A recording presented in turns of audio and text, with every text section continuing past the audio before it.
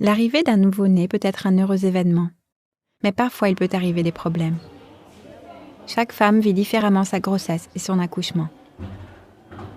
L'accouchement peut parfois être difficile, mais reconnaître les signes avertisseurs et prendre les bonnes décisions peut sauver des vies. Ce film a pour but de vous montrer quelques problèmes communs durant la grossesse et comment y faire face. Reconnaître les complications au plus tôt permet aux mères et aux bébés de recevoir les meilleurs soins possibles.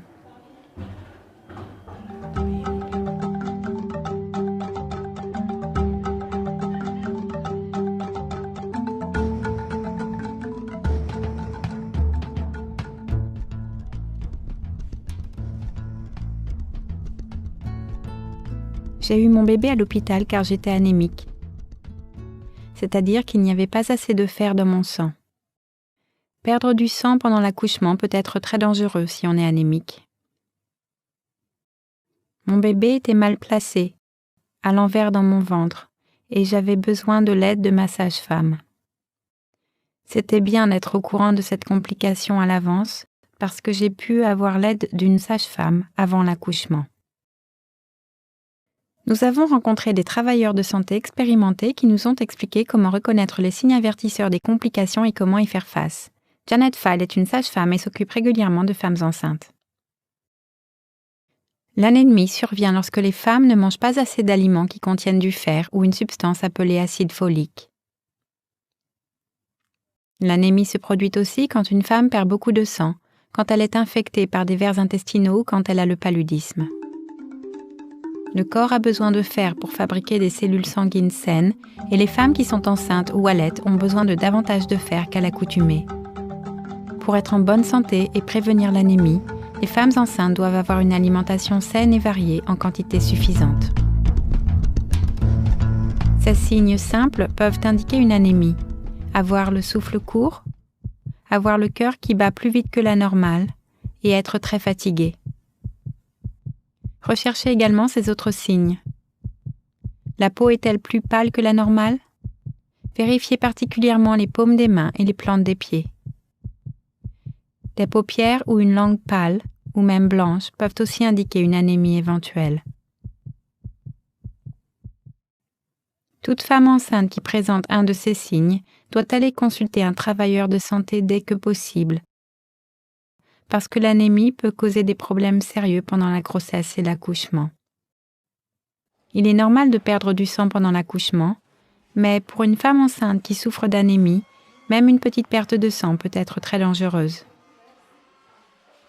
De plus, si une femme enceinte est anémique, il y a un risque que son bébé ne grandisse et ne se développe pas normalement. Attendre 2 ans entre 2 grossesses permet au corps de la femme de reprendre des forces et d'être prêt pour une autre grossesse. On peut ainsi éviter l'anémie. Un autre signe avertisseur est le saignement pendant la grossesse. Il est très important de recevoir une assistance médicale si cela se produit. En effet, il est possible que l'organe qui nourrit le bébé pendant la grossesse, qui est appelé placenta, bloque l'ouverture du col de l'utérus ou se décolle de la paroi de l'utérus. J'ai saigné pendant ma grossesse et j'ai été voir un docteur. On a trouvé que le placenta couvrait l'ouverture du col de l'utérus. Cela signifiait que j'avais besoin d'une opération pour avoir mon bébé. Cela a été possible là où j'habite. J'ai eu de la chance. Si je n'étais pas allée voir un docteur, on aurait pu mourir, mon bébé et moi.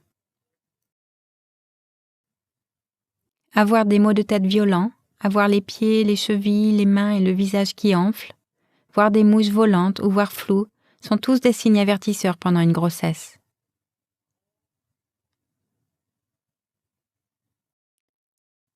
Ces signes peuvent indiquer qu'une femme a une tension artérielle dangereusement élevée et souffre d'une complication appelée pré-éclampsie. Certaines femmes peuvent aussi avoir des douleurs thoraciques ou abdominales et des vomissements. Toute femme qui présente ces signes doit immédiatement obtenir une assistance médicale. Si la pré-éclampsie n'est pas immédiatement soignée, elle peut causer des convulsions chez la femme.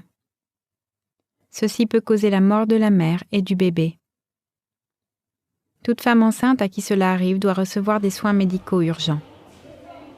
Souvent, cette complication exige un accouchement d'urgence. Il faut aussi savoir que cette complication peut également survenir chez des femmes qui viennent d'accoucher. Une femme qui développe ces signes dans les 6 semaines qui suivent un accouchement doit recevoir des soins médicaux d'urgence. Si je n'avais pas reçu des soins médicaux quand j'ai commencé à avoir des maux de tête, des vertiges et les pieds enflés, mon bébé et moi serions morts. J'ai eu de la chance car j'ai pu voir un docteur. Mon état a été surveillé et l'accouchement a été organisé à l'hôpital. Être capable de reconnaître tôt les signes avertisseurs vous permet de rechercher de l'aide tout de suite et les travailleurs de santé peuvent conseiller les meilleurs soins aux femmes. Nous avons aussi demandé au Dr Nathalie Greenwald, qui s'occupe de femmes enceintes et les accouche depuis plus de 20 ans, quels sont les autres problèmes qui peuvent arriver pendant la grossesse et l'accouchement. La fièvre pendant la grossesse ou l'accouchement peut être un signe d'infection. Une infection est causée par des bactéries ou des microbes qui pénètrent le corps de la femme et la rendent souffrante. Ceci peut arriver à tout moment de la grossesse ou après la naissance. Contracter une infection peut être très dangereux pour une femme enceinte. Une femme qui a une fièvre élevée aura la peau chaude au toucher. Elle peut se sentir mal, avoir froid, avoir des frissons ou transpirer. Des pertes vaginales malodorantes sont un autre signe avertisseur. Il faut recevoir des soins médicaux dès que possible car une infection est dangereuse pour la femme enceinte et pour son bébé. Une femme qui développe une infection après l'accouchement peut avoir des saignements plus importants que la normale.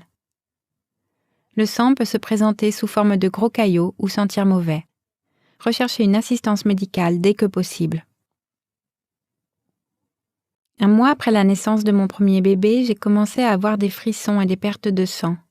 J'ai dû me rendre à l'hôpital où on m'a dit que j'étais arrivée juste à temps. On m'a dit que j'aurais pu mourir si je n'étais pas arrivée à temps à l'hôpital. À mesure que la grossesse avance, le ventre de la mère s'arrondit et le bébé bouge de plus en plus. Parfois, il peut y avoir plusieurs bébés ou le bébé peut se trouver dans une position inhabituelle. Le docteur Nathalie Greenwald peut nous donner des conseils à ce propos. Les femmes dont le ventre a une forme inhabituelle ou est très gros vers la fin de la grossesse peuvent attendre plusieurs bébés. Ou bien il se peut que le bébé soit placé en travers, c'est-à-dire en position transverse ou avec les fesses en bas. On appelle cette position en siège. On recommande aux femmes qui attendent plusieurs bébés ou dont le bébé n'a pas la tête en bas d'accoucher à l'hôpital. Parfois, on doit pratiquer une césarienne et le bébé ou les bébés naissent par le ventre de la mère. Cette opération ne peut être pratiquée qu'à l'hôpital et doit être effectuée rapidement pour sauver la vie de la mère et de l'enfant. J'ai eu mes jumeaux par césarienne à l'hôpital. Ils étaient tous les 2 en siège, alors on m'a dit qu'il était plus sûr d'avoir une opération à l'hôpital.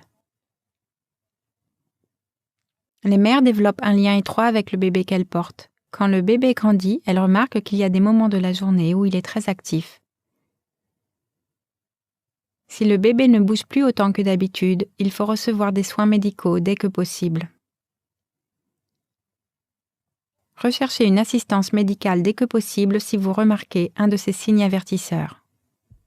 1. Si une femme enceinte est essoufflée, a le cœur qui bat vite et est fatiguée, elle pourrait être anémique. 2. Si une femme enceinte a des saignements, cela peut être un signe que le placenta bloque l'ouverture du col de l'utérus. 3.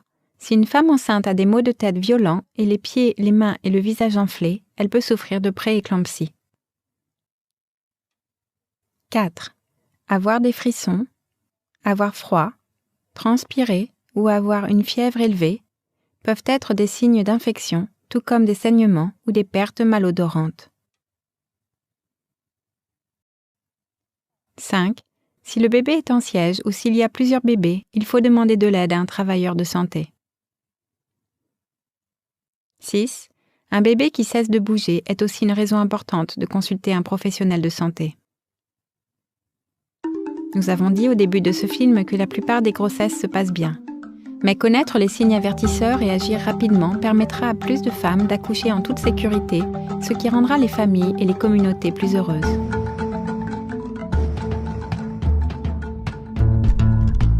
J'ai eu de la chance d'avoir accès à un docteur qui m'a dit que je devais accoucher à l'hôpital parce que j'avais des complications. Et j'ai eu mon bébé en toute sécurité,